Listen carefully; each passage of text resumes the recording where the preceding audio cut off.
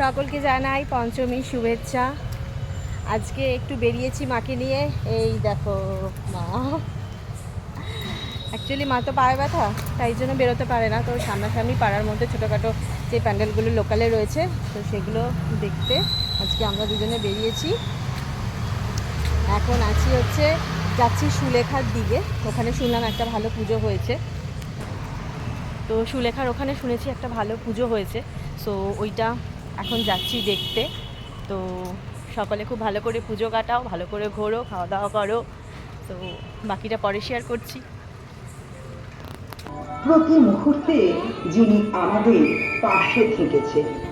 এছাড়া আমরা বিশেষভাবে ধন্যবাদ জ্ঞাপন করব কলকাতা পুলিশ, যাদবপুর থানা, যাদবপুর ট্রাফিক গার্ড, সিএসসি, দমকল বিভাগ, কলকাতা কর্পোরেশন এবং পলিউশন কন্ট্রোল বোর্ড।